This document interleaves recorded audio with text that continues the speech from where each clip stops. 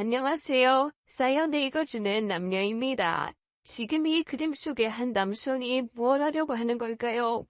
보아하니 창문 위에 올라서 있네요. 설마 뛰어내리기라도 하려는 걸까요? 이 남자에겐 어떤 사연이 있는 건지, 그럼 오늘의 이야기 시작하겠습니다. 아버지. 그 순간 저는 너무 놀라 그 자리에 주저앉고 말았습니다. 시댁에 방문한 제 앞에서 시아버님이 뛰어내리셨으니까요. 그리고 할 수만 있다면 시간을 되돌리고 싶은 심정이었습니다. 엄마, 우리 잘 도착했어. 그래, 피곤하지 않아. 괜찮아. 엄마야말로 많이 피곤했지. 뭘 했다고 오자마자 잠이 들어서 정신없이 잤어. 그래, 거기 날씨는 괜찮고. 좋아. 아빠는 네 아빠? 그렇지 않아도 빨리 바꾸라고 성화다. 전화요금 많이 나온다고. 그래, 잘 도착했으면 됐다. 건강하게 잘 지내다 봐. 아빠 애쓰셨어요. 이것저것 신경 써주시느라. 애쓰긴. 박서방한테 잘하고 재미있게 지내다 봐. 아빠 울어? 아빠는 결혼식에서도 내내 눈물을 참느라 입술을 꽉 다물고 하늘만 보고 계셨습니다. 30 넘어 시집가는 외동딸을 보내는 것이 못내 아쉬우셨나 봅니다. 남편에게 우리 딸 잘 부탁한다고 머리를 조아리시던 아빠의 모습이 생각나서 가슴이 아팠습니다. 아빠는 작은 중소기업을 운영하셨고 엄마는 그야말로 현모양처였습니다. 제가 태어날 때 너무 작아서 인큐베이터에서 2달간 지냈다는데 그때 인생의 절반의 눈물을 다 쏟았다고 합니다. 저는 부족함 없이 과분한 사랑을 받았고 별 걱정 없이 자라 대학까지 졸업했어요. 그렇게 제 의지대로 할 수 있었던 학창시절. 저는 뭐든 저만 잘하면 된다고 생각을 했죠. 하지만 그건 저의 오만이었습니다. 결혼은 생각보다 훨씬 복잡한 인간관계를 갖고 있었고 서로 다른 집안의 만남은 그것 자체가 숙제였어요. 제가 좋은 건 다 좋은 우리 부모님. 그렇기에 아버지와 엄마에게 너무 죄송한 딸이 되고 말았네요. 결혼은 다툼의 연속이었고 그로 인해 저는 갑자기 불효녀가 되었습니다. 솔직히 너무하는 거 아니야? 예단비를 보냈으면 절반은 돌려주시는 게 맞는 건데 어떻게 10분의 1을 보내냐고. 이건 아니지. 그러니까 처음부터 왜 그렇게 많은 돈을 했어? 그냥 적당히 하셔야지. 아버님께서 요구하신 액수야. 우리 엄마한테 그냥 몸만 들어오면 된다고 하시고는 이것저것 얼마나 요구하는 게 많으신지.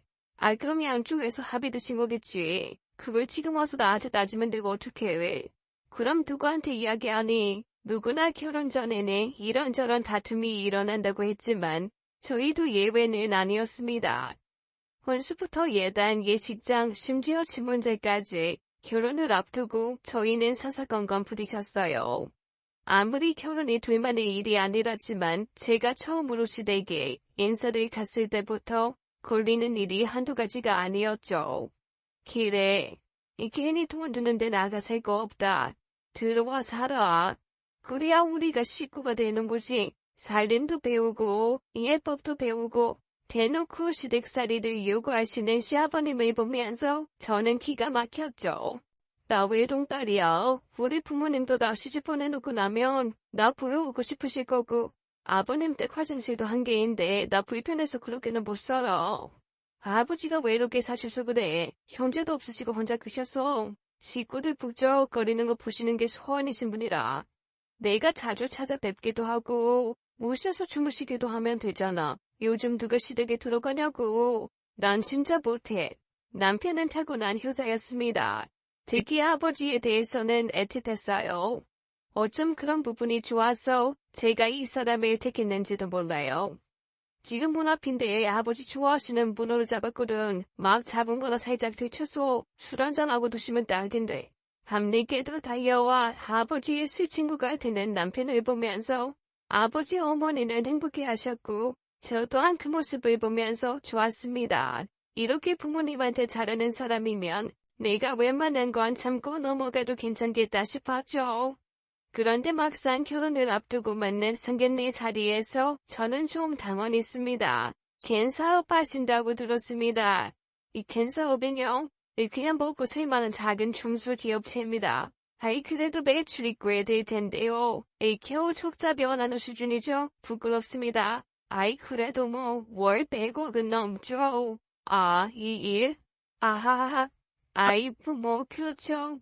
영업이익은 어떻게? 아버님은 도대체 사업을 하러 나오신 건지, 며느리감 부모님을 만나러 나오신 건지, 도대체 구분이 안 갈 정도로 우리 아빠의 사업에 너무 관심이 많아 보였습니다. 그런 아버님 곁을 지키고 계신 어머님은 그런 아버님의 행동에 못마땅하셨는지 내내 아무 말도 없으시더군요. 궁금할 것도 많으실 텐데 하루 종일 앞에 음식을 드시기만 할 뿐 우리에게 별다른 질문조차 없었습니다. 하긴 처음 시부모님 되실 분들께 인사를 갔을 때도 두어 마디가 전부였으니까요.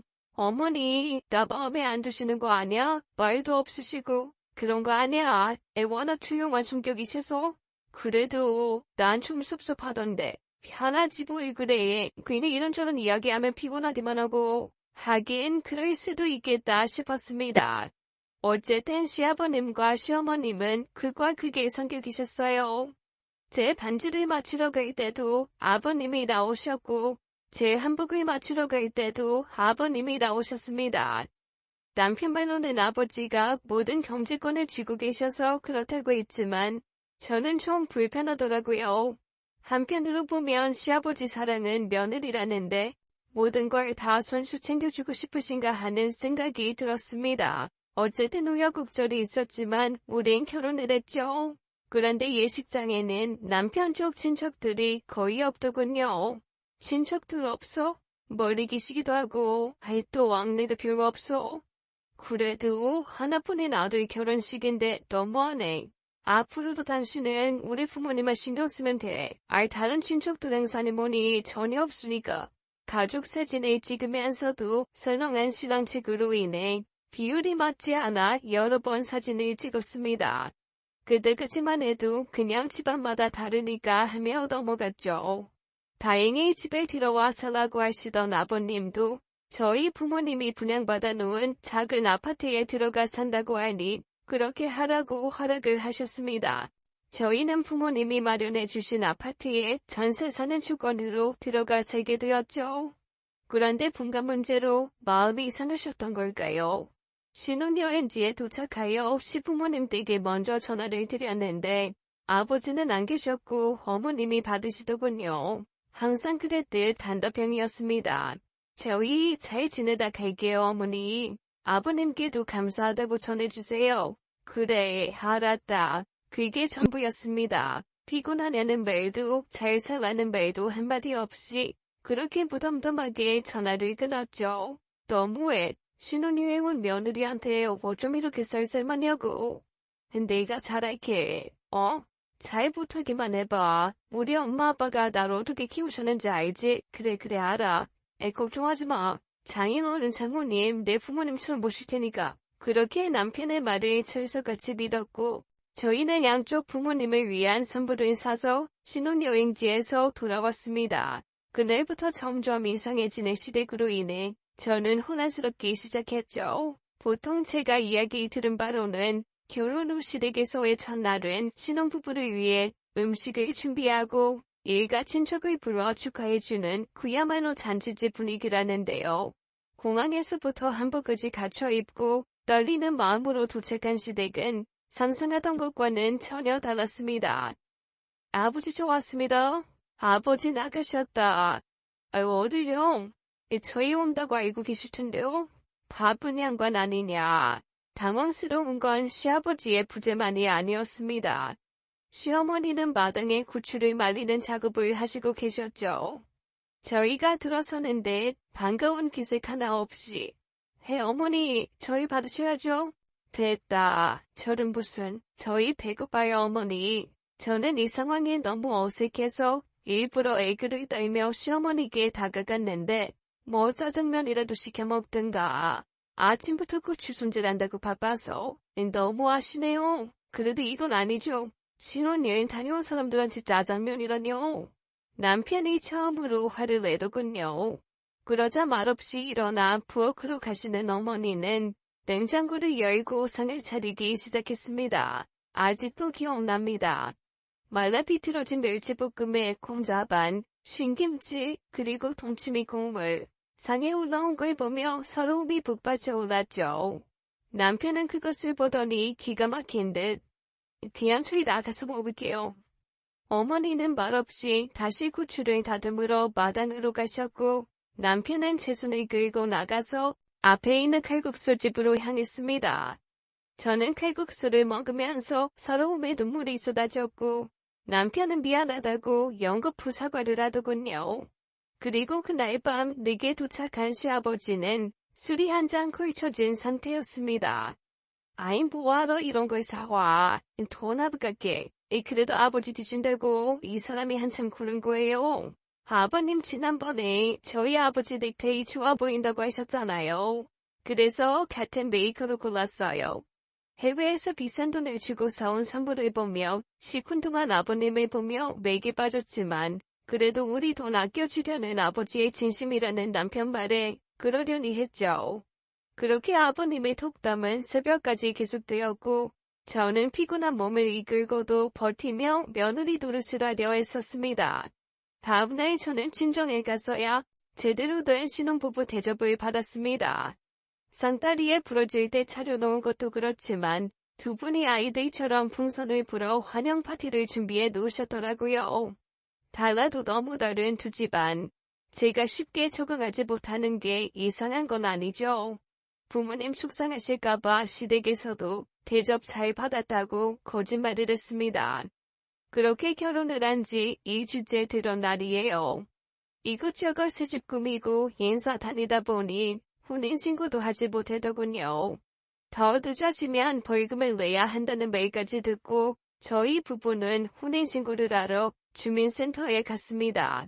그날따라 입주하는 새 아파트 전입일이라 주민센터에는 사람들로 가득했고 저희 부부는 번호표를 뽑고 기다리고 있었습니다. 그렇게 30분쯤 지나 이제 번호표를 남긴 그때쯤일까요? 남편의 전화가 울리더군요. 예, 어머니. 예? 아이, 그게 지금 무슨, 지금 어디신데요? 예, 알겠습니다. 바로 갈게요. 시아버지가 교통사고를 당해서 현재 병원에 있다고 합니다. 저희는 부랴부랴 병원으로 달려갔어요. 시아버지는 얼굴에 온통 타박상을 입은 듯 멍이 들어 있었고 다리가 부러진 듯 깁스를 하고 계시더군요.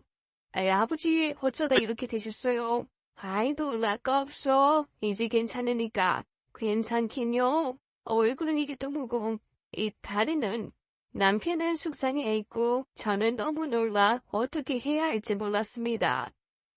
오늘 그런 거 아니다. 어머니가 툭 던진 말이 무슨 뜻인지 몰라 잠시 침묵이 흘렀는데 며칠 전에 들어왔는데 이제 퇴원해도 된다고 하네. 아니 그럼 그동안 왜 연락도 안 하시고 이제 연락을 주셨어요? 니들 걱정할까봐 그랬지. 저는 답답한 마음에 휴게실로 나왔습니다. 자기야, 혹시 돈 가진 거 없어? 돈? 무슨 돈? 아니 아버지, 퇴원을 하셔야하는데 돈이 없으신가 봐. 그게 무슨 소리야. 실손보험 있으실 거 아냐. 얼마 전에 해지를 하셨나 봐. 기막힌 소리였습니다. 결국 퇴원비 때문에 우리를 부른 거더라고요. 있는 돈 없는 돈 다 긁어서 전세금 마련한 거 알잖아. 돈이 어딨어. 그래도 어떡해. 일단 퇴원을 시켜드려야지. 저는 울며 겨자 먹기로 제가 가지고 있던 100만 원이 생각이 났습니다. 그런데 기가 막히더군요. 500이래. 뭐? 무슨 병원비가 고작 일주일에 쓰는데 500이 나와. 수술을 한 것도 아니고. 그게 병실이 없어서 이른 시를 계셨나봐. 미쳤구나. 말 조심해. 아무리 그래도 시아버님인데 미치다니. 당신 그 수준밖에 안 되는 사람이었어? 수준 타령하는 남편과 싸우고 싶었지만 보는 사람들 눈도 이구해서 꼭 참았습니다. 그때 시아버지가 절룩이며 나오시더군요. 내가 해결했다. 그러니 그만들 싸워. 임 동네 창피하게. 예? 아예 아버지가 어떻게? 동식이 아버지한테 동식이 등록금 낼까 잠시 필요하다. 아버지 그렇다면 동식이 등록금을 그럼 어쩔까? 겨우 몇백 없어서 퇴원 못하면 인디들 얼굴에 봅칠하는 건데. 적반 하장도 유분수였지만 그렇게 퇴원을 했습니다. 당장 초금 계좌? 아니 지금까지 어떻게 본 돈인데 만기도 안 된 초금을 계좌고? 나중에 대출금 갚아야 한다고 했잖아. 그럼 도시기 등록금은 도시기 등록 못하면 평생 아버지 마음에 빚이 된다고. 당신은 아버지 마음에 빚만 중요하고 우리 집은 안 중요하니? 내가 혼자 안 갚는데? 남편의 온성이 높아졌습니다. 도시기는 아버님 고향 친구분의 아들입니다. 결혼식 때도 왔었는데 아버님 주변에 있는 사람들 중에 가장 번듯해 보였죠. 대학을 졸업하고 대학원에 간다며 도시기 아버지가 자랑을 했었던 기억이 있습니다. 저는 죽어도 저금은 못 깬다고 버텼고 남편은 그런 저에게 더 이상 아무 말도 하지 않더군요. 그런데 말이죠. 너 왜 친정 말 안 했니? 네 시아버님 입원하셨었다면서? 엄마가 그걸 어떻게 알아? 그제 아버지한테 전화가 왔었나 봐.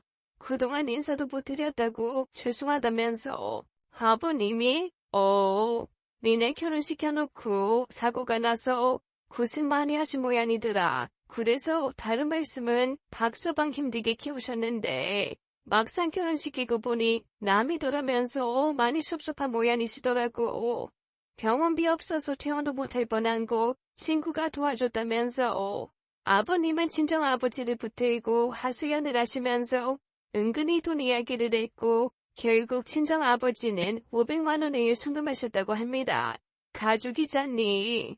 게다가 너 결혼한 지 얼마 되지도 않아서 난 사고라서 나도 영 마음이 안 좋고 그러니까 신경 쓸 것 없어. 아니 그걸 왜 아빠가 해주는데 엄마는 나오고 한마디 성의도 없이.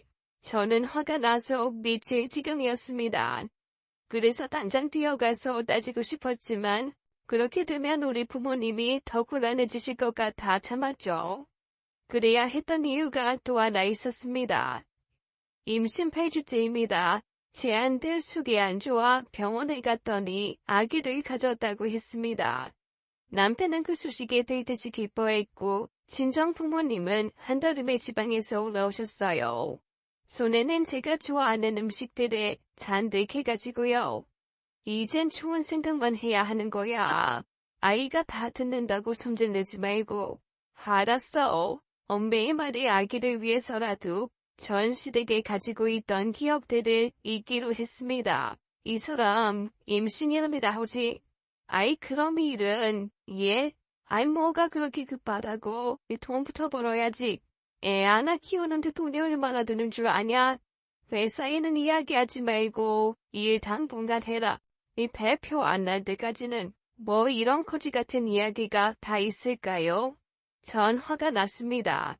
솔직히 임신을 했다고 시댁에 이야기를 했을 때 큰 기대를 하지는 않았지만 그래도 설마 자기 손주인데 기쁘기는 하겠지 그런 마음이었어요. 그런데 정내미가 딱 떨어지더군요. 표현을 잘못하신 거야. 마음은 안 그러셔. 그래요. 믿겠습니다. 그냥 믿는 게 저와 아기의 건강을 위해서는 나으니까요. 그러던 어느 날 남편이 제가 잠들면 몰래 전화기를 들고 나가는 모습을 보았습니다. 몰래 나가보면 누군가와 속삭이듯 통화를 하고 문자를 교환하는 모습이더군요. 여자가 임신하며 남자들이 바람 피우는 경우가 많대. 언젠가 들은 이야기가 생각이 났고 저는 남편을 의심하기 시작했습니다. 그 의심이 둑이 된 것일까요? 남편이 다시 누군가와 몰래 속삭이듯 통화를 하는 모습을 보다가 갑자기 폭통을 일으켰고 그 길로 병원으로 간 저는 유산이라는 청천벽력 같은 이야기를 들었습니다. 아이는 또 가지면 되지 여보. 당신 몸이 제일 중요해. 저는 그런 남편이 가식적으로 느껴졌고 왠지 남편 때문이라는 생각을 지울 수 없어 예전같이 대할 수 없더군요. 그러던 어느 날 남편의 핸드폰을 볼 수 있는 기회가 생겼습니다. 궁금했던 바로 그 문자의 상대를 보는 순간 저는 놀라 핸드폰을 떨어뜨릴 뻔했어요. 남편과 은밀한 대화를 했던 상대는 바로 시아버지. 그리고 그 대화 내용은 돈이었습니다. 아이 돈 언제 보내냐? 쿠폰이 깨워 아버지. 아, 왜 50이야? 이번 달은 여러 가지 행사도 있고, 얼른 나머지 보내라. 이 사내는 약속을 목숨같이 생각해야 하는 거야. 기가 막혔습니다. 매달 아들에게 빚진 돈 툭툭하듯 문제를 보냈고, 매번 50에서 100씩 꼬박꼬박 남편의 돈을 보내고 있었습니다. 저한테는 한마디 상의도 없이 말이죠. 그 돈이 있으면 친정 부모님께 빌린 돈을 한 푼이라도 갚아야 하는 거 아닐까요? 저는 남편에게 따져 물었습니다. 남편은 당황했고 결국 저에게 모든 사실을 털어놓더군요. 시아버지는 도박에 중독된 사람이었어요. 여러 번 도박으로 경찰서에 잡혀간 적도 있지만 끊지 못하고 계속해서 도박에 지속했던 거죠. 그러다 사채까지 쓰게 되었고 결국 사채빚을 갚지 못해 사채업자한테 폭행을 당해 병원에까지 입원을 하게 된 거라고 했습니다. 어쩐지 얼굴에 생긴 멍자국이나 흔적이 교통사고로는 느껴지지 않았었어요. 매월 100만 원씩 사채빚을 갖고 계신 거야. 아예 얼마 안 남았다고. 안 그러면 또 아버지를 어떻게 할지 몰라. 당신 아이잖아. 지난번에 얼마나 많이 다치셨는지. 아버지 술물때 이혼당하시고 혼자서 다 키운다고 고생 많이 하셨어. 그렇습니다. 지금 계신 어머니는 남편을 낳은 어머니가 아니었어요. 도박으로 살던 아버지와 일찌감치 이혼을 하고 떠난 어머니. 그리고 아들과 둘이 전전하며 살다가 남편이 20살이 되던 해에 만난 여자분이 지금의 어머니랍니다. 알고 보니 어머니는 돈 한 푼 못 벌어오는 아버지로 인해 이런저런 장사를 하며 살림을 해왔다고 하더군요. 왜 그렇게 아무 관심도 없고 힘들어 보였는지 이제 좀 알 것 같았습니다. 그날 고추를 다듬고 있었던 것도 동네 사람들에게 고춧가루를 팔기로 해서 열심히 일을 하고 있었답니다. 물론 시아버지는 그날도 도박을 하러 자리를 비운 거였고요.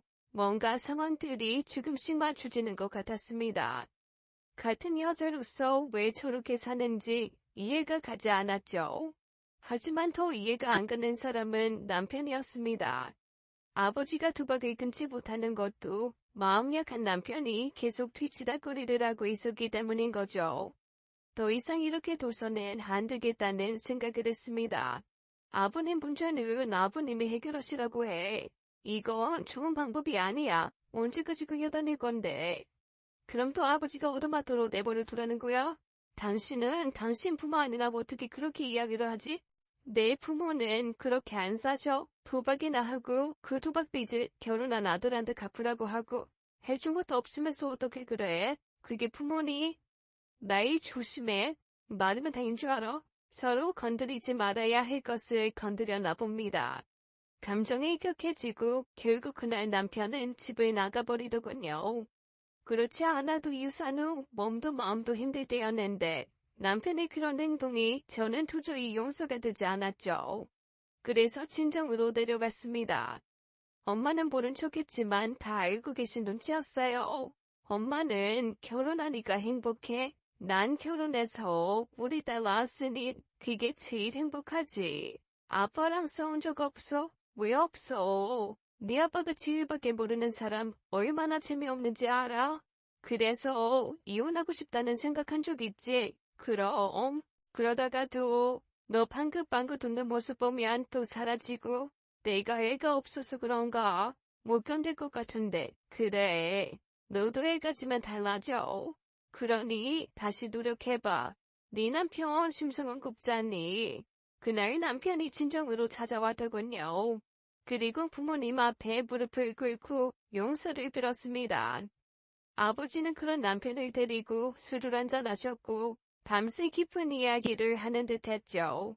그렇게 남편은 저와 친정에서 며칠을 함께 지냈고 다시는 시아버지한테 돈을 보내지 않겠다고 약속을 하고 돌아왔습니다. 그리고 몇 달 후였어요. 그동안 저는 두 번째 임신을 했고 이제야 3개월째가 되었네요. 지난번 유산이 있었기에 저는 최대한 조심했고 남편도 저와 약속했듯이 아버지에게 더 이상 돈을 보내지 않았습니다. 여보, 결혼하고 맞는 아버님 첫 생신인데 어떤 선물을 할까 고민 많이 했거든. 그동안 일도 있고 해서 저는 조금 좋은 선물을 드리고 싶었어요. 아빠가 낚시가 사람 마음을 편안하게 해준다고 해서 아버님 낚시대 선물로 드릴까 하는데 저는 아버님이 낚시를 취미로 가지면 도박에서도 떨어질 것 같았죠. 그래서 아빠의 추천을 받아 낚싯대 세트를 준비했답니다. 그리고 엄마의 도움을 받아 아버님의 생신상을 직접 사려드리기로 했어요. 제가 조심스러운 때라 엄마가 직접 올라오셨습니다. 엄마 미안해. 내가 해야 하는데. 됐어. 아무리 위험한 시기 넘어갔다지만 그래도 조심해야 돼. 엄마는 한상 가득 차리셨고 시부모님이 도착하시기 직전 서둘러 내려가셨습니다. 항상 그러세요. 자식 위해서라면 자신의 공 같은 건 하나도 중요하지 않는 분이셨죠. 그래서 미안하고 존경스러운 엄마.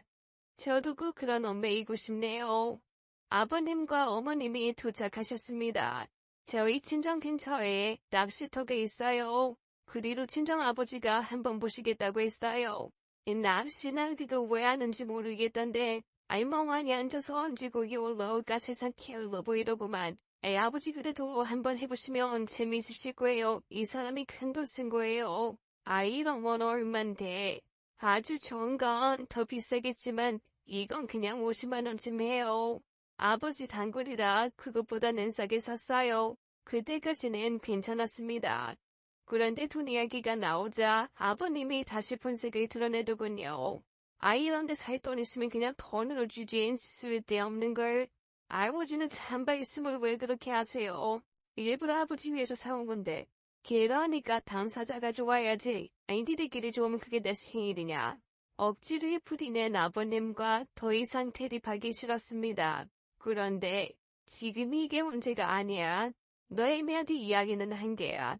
갑자기 남편이 조용해지면서 제 눈치를 보더군요. 무슨 이런 아직도 이야기 안 하고 네 부모 쫓겨나는 그때 이야기할래. 왜? 무슨 일인데? 그게 아버지 집이 넘어가게 생겼어? 뭐? 네가 나 도와주지 말라고 했다면서 결국 그놈들이 가만히 있겠냐? 우리 집 전세 자금은 압류를 걸어서 당장 안 갚으면 나이 쫓겨나게 생겼는데 잘 됐구나. 갈 곳도 없는데 아물가에서 이런 납시대와 자꾸 도망다니면 사채업자들은 더 이상 돈을 갚지 않자 아버님의 전세 자금을 담보로 대출을 받아 챙겼고 결국 그 대출에 대한 이자를 내지 못해 고은행 압류가 들어온다고 했습니다. 그게 왜 저희 탓이에요? 그럼 누구 탓이냐? 하나뿐인 자식이 왜 부모 사지로 내몰고 쥐들끼리 살겠다고 하는데 정말 아버님 해도 너무하시네요. 도박하신 분은 아버님이세요. 그런데 뭐가 그렇게 당당하세요? 이 말하는 것 봐라. 이래서 집안에 여자가 잘 들어와야 하는 거라고 했지. 이 어디서 이런 여자를 만나서 부모 아이기를 뭐가 최고. 여자아들을 이렇게 만들어. 아버님 제가 어때서요? 어떻게 그런 말씀을 하세요? 아버님이야말로 부모면 부모답게 하셔야 하는 거 아니에요? 당신 그만 못해. 남편이 저렇게 소리를 버럭 지르는 것은 처음 보았습니다. 게다가 저한 힘들게 얻은 아기를 가진 자신의 아내인데 말이죠. 당신 어떻게 나한테 거의 좋다. 이 애비 생일은 참 가관이다. 상을 박차고 나가버리는 아버님의 모습. 남편은 그런 아버지를 쫓아갔습니다. 시어머니도 여전히 아무 말 없이 나가버리셨어요. 홀로 남은 저는 바닥에 흐트러진 잡채와 미역국을 보며 눈물이 났습니다. 예전 어른들이 그러더군요. 시집살이는 기머거리 3년, 장님 3년, 벙어리 3년 그렇게 살아야 한다고요. 그런데 왜요? 왜 그렇게 할 말 못하고 살아야 할 이유가 뭘까요? 저는 엄마가 정성스럽게 만들어온 잡채를 보며 입술을 깨물었습니다. 아기를 위해서 최대한 심호흡을 깊게 하며 스트레스를 안 받으려 애를 썼어요. 아기를 더 보낼 수는 없으니까요. 잠시 후 돌아온 남편. 아버지 생신인데 좀 참으면 안 돼? 꼭 그렇게 해야 하냐고. 뭐라고? 아버님이 한 이야기는 어떻고? 어쩜 말 한마디 한마디에 가시가 돋쳐 있어. 당신같이 사랑받으면서 사신 분이 아니라고. 부모도 없이 외롭게 사신 분이야. 그러니까 좀 이해해달라고 하는 거잖아. 아니, 이해 못하겠어. 결국 또 돈 달라고 그러는 거잖아. 결혼할 때 부모라고 돈 한 푼 보탠 적 없는 사람이 어떻게 그렇게 뻔뻔해? 돈 바뀌어놨어? 저러니까 친척들이 아무도 안 오지. 여기저기 돈 빌리고 안 갚아서 다들 의절하고 사는 거잖아. 그래. 당신 봐 이대로 우리 아버지 도박 때문에 그나마 미워도 안 되는 친척들 다 등지고 혼자 쉬어. 그런 아버지가 자식한테 달라고 하지 남한테 또 사기칠 수는 없잖아. 갈수록 남편은 다른 나라 사람이었고 저는 그런 남편이 벽을 느껴졌습니다. 그냥 돼버려도 집에서 쫓겨나도 매던 아버님이 저지른 일 자꾸 당신이 해결해주니까 도박도 못 끄는 거야. 나중에 우리 아이가 당신같이 말하면 좋겠니? 적어도 난 우리 아이한테 그런 보렴치한 부모는 안 될 거야. 정말 뻔뻔해. 그만하자. 애가 들을까 걱정된다. 그렇게 한참을 싸우고 난 뒤 저희 둘 다 아무 말도 없었습니다. 남편은 조용히 산을 치우고 설거지를 하더군요. 아마 제가 아이를 가지고 있어서 참았던 것 같습니다. 그날 이후 남편과 저는 서로 대화가 없었고 아버님 일이 궁금했지만 더 관여하고 싶지 않았어요. 그러던 어느 날입니다. 여보, 우리 청약 당첨됐어. 오늘 계약금 넣고 계약하기로 했어. 아이가 복덩이일까요? 순위도 한참 되었는데 운이 좋게도 청약에 당첨이 되었습니다. 그토록 하고 싶었던 아파트인데 계약금 5천만 원만 준비해서 넣으면 중도금 보이자 대출이 되고 잔금 치를 때는 지금 가지고 있는 전세금을 합하면 얼추 맞춰질 것 같습니다. 그렇게 펄쩍펄쩍 뛰면서 저는 좋아했고 당장 초금을 찾으러 갔는데 네? 그게 무슨 소리세요? 지난달에 초금 만기를 쉰이로 찾아가시는데요. 그럴 리가요. 남편이 그 돈을 찾았답니다. 그리고 그 돈을 시부모님 전세금 대출 갚는 데 썼다고 하더군요. 일단 대출금 갚고 다시 빌려서 당신 주려고 했어. 뭐? 너 지금 그게 어떤 돈인데? 저는 그 순간 정신이 일어나 봅니다. 기억이 나질 않았고 제가 다시 깨어났을 때는 병원 응급실이었어요. 엄마가 제 손을 꾹 붙들고 눈물을 흘리고 계시더군요. 저도 모르게 제 손은 제 배로 갔습니다. 이 유산 되셨습니다. 결국 두 번째 유산이 되고 만 것입니다. 죄인처럼 서 있는 남편의 모습이 죽이고 싶었어요. 미안해요, 여보. 그때 그 유순하고 착한 엄마가 돌아서서는 남편의 뺨을 깨기더군요. 저도 놀랐습니다. 내가 어떻게 키운 딸인데 감히 아이를 이 지금을 만들어? 장모님, 그렇게 부를 것 없어. 지금 이 아버지가 안 계신 걸 천만다행으로 알게 계셨으면 무슨 자단이 일어날 줄 몰라. 죄송합니다. 앞으로는 더 조심. 그 입 다물게. 앞으로는 없어. 당장 이혼하고 우리 딸은 내 곁에서 지킬 거야. 그러니 당장 나가. 안 그러면 그쪽 가족들 가만두지 않을 테니까. 엄마가 저렇게 화를 내는 걸 본 적이 없습니다. 우리 딸, 걱정하지 마. 엄마가 이 지옥에서 꺼내줄게. 당당한 엄마를 보면서 저도 모르게 눈물이 흘렀습니다. 미안하고 고마웠어요. 네, 이혼을 하기로 결심했습니다. 그러나 그 전에 제가 해야 할 일이 있었어요. 제 돈을 찾아야죠. 그래서 저는 몸을 추스르고 시댁으로 찾아갔죠. 제가 나타나자 당황하는 두 사람, 시아버지와 남편이었습니다. 시어머니는 안 계시더군요. 사기죄로 고소할 겁니다. 사기죄? 병원비는 실비보험으로 다 해결해놓고 우리 친정에서 병원비라고 가지고 간 거. 뭐? 그게 무슨 소리야? 저는 제가 가지고 있던 서류를 던졌습니다. 한 달 전 어머님이 가지고 오신 겁니다. 내가 아무리 이 집에서 그림자처럼 살고 있지만 그래도 이건 아닌 것 같아서 가지고 왔다. 어머니가 내놓으신 서류는 실비보험 청구서와 함께 병원비였습니다. 50만 원 남짓된 돈이었죠. 나머지 돈으로 태어난 그날도 도박을 하러 갔답니다. 내가 그 인간 만나서 그러고 참고 산 것은 네 남편 때문이야. 어릴 적 친엄마가 치를 버리고 간 후에 아버지마저 떠날까 노심초사 전전긍긍하면서 아버지 비위 맞추고 살았는데 그 모습이 어찌나 안쓰러우면서도 답답하던지 나마저도 없으면 저 불쌍한 놈 장가나가겠나 싶더라. 지 아버지 챙긴다고 너 볼 때마다 내가 양심이 있으니 무슨 말을 줬고 시어머니는 그렇게 보험 서류를 저한테 넘기셨죠. 그리고 시어머니 말로는 제가 선물한 그 낚싯대도 팔았답니다. 그 돈으로 다시 도박을 하러 갔고요. 이놈의 할망굴 아이 다물고 살길래 그냥 데리고 있었더니 결국 쓸데없는 짓거리 나오고 경찰 부르기 전에 얼른 제 부모님 돈 그리고 제 돈 돌려놓으세요. 아키꼴랑 얼마나 된다고 참네. 알며 반이면 그건 돈도 아니오. 시아버지는 정말 무서운 도박 중독자였습니다.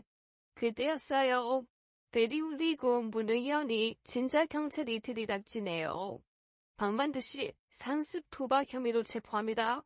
그런데 경찰을 보자마자 베란다로 나가는 시아버지. 베란다 아래로 뛰어내렸습니다. 어떻게 되었냐고요? 다행히 집은 2층이었고 다리만 부러졌어요. 그리고 체포되었습니다. 저는 전세금 대출을 갚기 전 제 돈을 모두 찾았고 대출금을 못 갚은 그 집은 경매로 넘어갔습니다. 당연히 저는 이혼을 했어요. 여보, 한 번만 다시 생각해봐줘. 내가 잘못했어. 나 당신 없으면 못 살아. 수천 번을 생각해도 난 이혼이야. 당신같이 우유부단해서 남에게 피해주는 것도 죄야. 그리고 당신은 내가 없으면 못 사는 게 아니고 아버님이 없으면 못 살겠지. 내가 직접 나쁜 행동을 하는 것도 죄지만 남이 하는 나쁜 짓을 동조하고 있는 것도 죄입니다. 저는 지금 와서 생각하니 악몽을 꾼 것 같이 느껴져요. 그 안에 있을 때는 벗어날 생각을 못하고 해결해보려고 발버둥을 치지만 어느 때는 밖으로 나와 그 안을 들여다보는 게 늪에서 빠져나오는 유일한 방법일 수도 있네요. 저는 지금 저의 일로 에세이를 쓰고 있습니다. 워낙 현실감 없어서 믿을지 모르겠지만 분명히 이건 사실이니까요. 넌 결혼을 하건 안 하건 엄마 아빠에겐 최고의 딸이야. 당당하게 살아. 사랑하는 부모님은 항상 내 편이었습니다. 결혼은 해도 후회, 안 해도 후회라고는 하지만 선택은 내가 책임져야 하는 문제이니 우리 모두 신중하길 바라는 마음으로 오늘 글은 여기까지입니다. 오늘 이야기도 잘 들어보셨나요? 중독이라는 말은 아무데나 붙이는 말이 아니라고 하더라고요. 무언가에 발을 들여놨을 때 정말로 빠져나오기 힘든 것, 그런 것에 중독이라는 단어를 붙이더라고요. 오늘 사연자분의 시아버지도 하루 그 중독에 빠져 자신의 인생을 망치고 있는 건 아닌지 모르겠네요. 사연자분의 말씀대로 전 남편분도 정신 차리셔야 할 것 같습니다. 그럼 오늘의 이야기 여기까지입니다. 감사합니다.